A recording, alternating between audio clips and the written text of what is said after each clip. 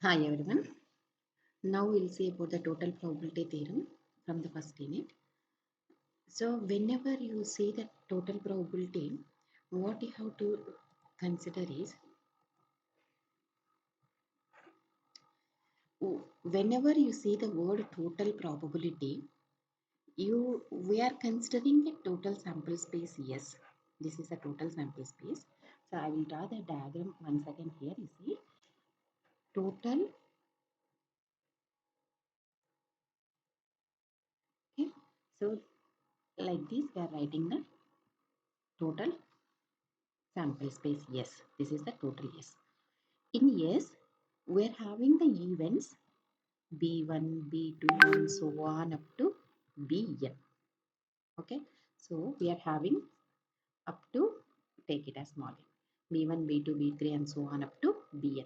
So whenever you are drawing the diagram, you can write like this, B1, B2, B3, B4, B5. You can like anything. Okay, so we are having like this, B1, B2, B3 and so on. So total how many events we are having B1, B2, B3 and so on up to Bn. Where we are defining these events in the sample space. So what is the condition now? So total yes, we are dividing into all these events.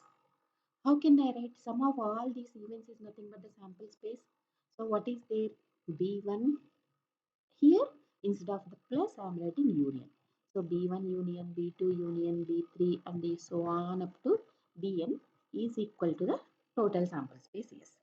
Now you see whenever I am drawing the diagram, I am not drawing any intersection between B1 and B2, B2 and B3.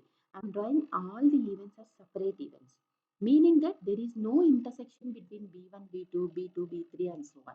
So I can write like this, B1 intersection B2 is equal to pi, B2 intersection B3 is equal to pi, like this. So generally how can I write this formula? Bm intersection Bn is equal to pi, where m is not equal to n. Because if m is equal to n, then I can have b1 intersection b1, b2 intersection b2, like that. So I am writing the condition bm intersection bn. So b1, b2, b2, b3, like that. First part we are representing with m and second subscript as n. bm intersection bn is equal to pi. Pi means null set, impossible. There is no common part between. So these are the conditions we are assuming first. We are taking the sample space divided into n mutually exclusive events. Mutually exclusive events means there is no common part between all the events. And sum of all the events is equal to sample space and there is no intersection part. Okay. Now we are defining an event A. We are defining an event A in the sample space. If I want to calculate the probability of this event which I defined in all the events, then that probability is called the total probability. The event which we defined in all the events where we have in the sample space. Now if you see the definition of total probability theorem, the probability of any event A defined in sample space S can be expressed in terms of conditional probabilities. Okay, suppose we are given n mutually exclusive events Bn whose union is equal to the S and intersection part is equal to pi. So we wrote union of n is equal to 1 to n bn, meaning that b1, b2, b3 and so on, sum is equal to s and intersection is pi. Now consider the probability of event A as sum of n is equal to 1 to n p of a given bn into p of bn. This is called the conditional probability. So a in b1, a in b2, a in b3 and so on up to n events multiplied with the probability of that particular event.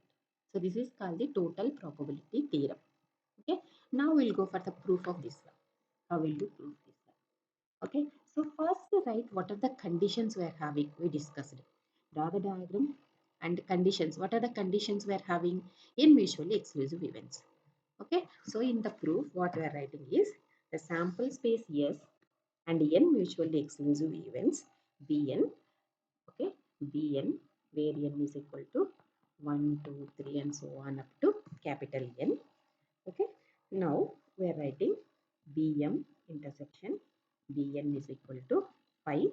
So no in common part where M is not equal to N. Okay. And we are having B1 union of N is equal to 1 to N. Bn is equal to yes, meaning that B1 union B2 union and so on up to Bn is equal to yes. So whatever the conditions we are having, first we are list out the conditions. Now we are taking an event A.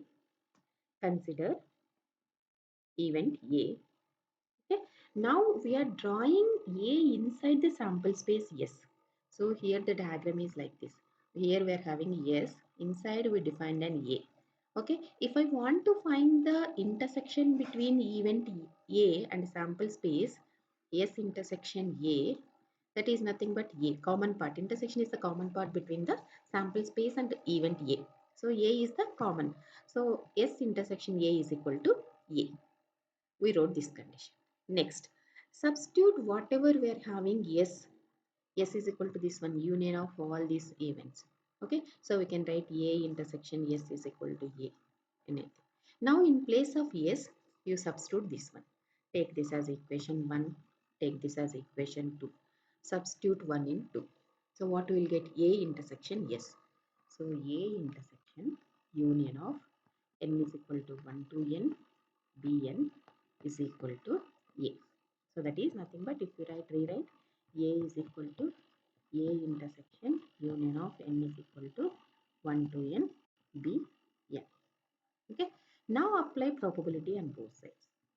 Apply probability on both sides.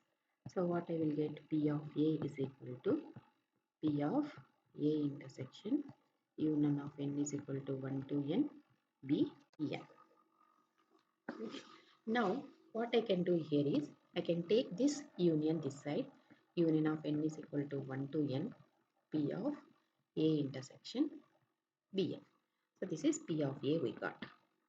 Okay, P of A is equal to union of N is equal to 1 to N P of A intersection Bn.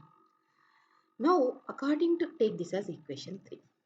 Okay, now according to the third axiom, if you remember, according to third axiom, we can replace, according to the third axiom, we can replace this union with the summation because all the events are mutually exclusive events. If all the, so if you see A, B1, B2, B3 and so on are mutually exclusive events, then A intersection B1, here we'll get all events like A intersection B1, A intersection B2, A intersection B3 and so on. So all these events are also not having any common part. Okay, so we can say that all these events are mutually exclusive events. Then according to the third axiom, union can be replaced with the summation.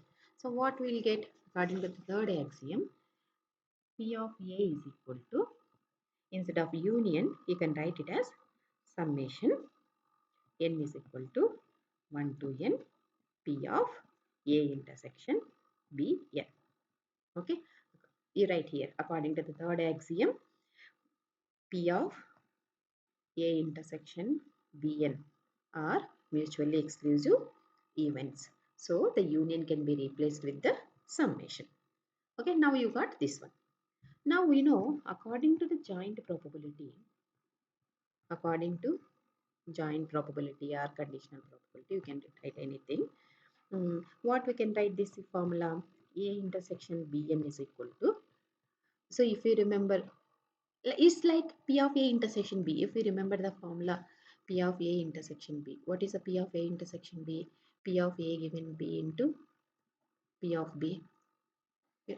Now we are having B and that's all. So what we can write? P of A intersection Bn into P of Bn. So what we are having now?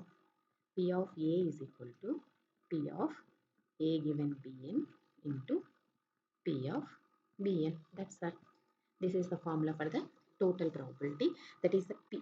if I want to calculate the probability of event A, which is defined on all the events B1, B2, B3 and so on, then probability can be calculated as P of A is equal to P of A given Bn into P of Bn.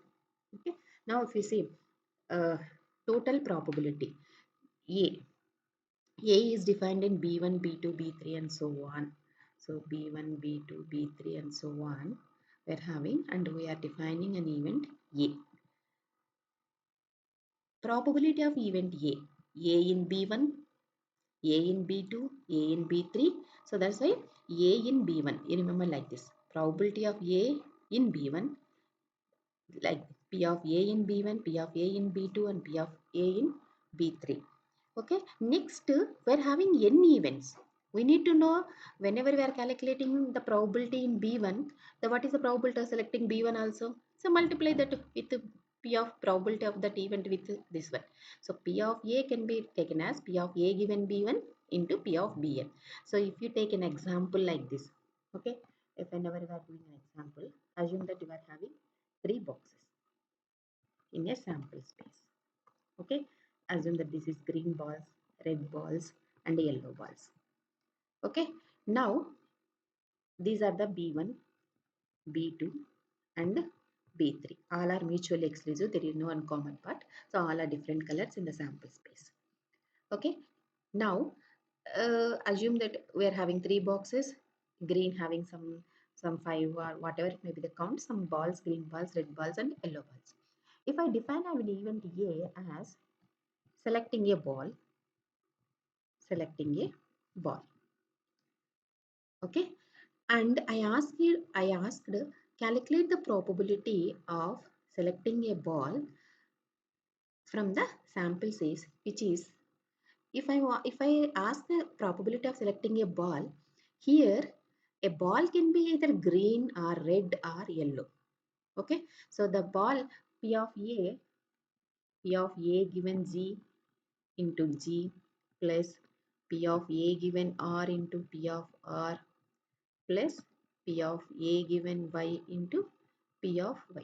So the ball may be either green color or red color or yellow color. Again, we have to multiply with the probability of selecting that particular thing. So if we are having a problems, the problems will be like this. So if we're selecting a ball, we don't know the which, again the ball is having the 3 categories. So the ball is included either in any box. So at that time we have to use the total probability theorem. Okay, we'll see the problems in the next video. Thank you.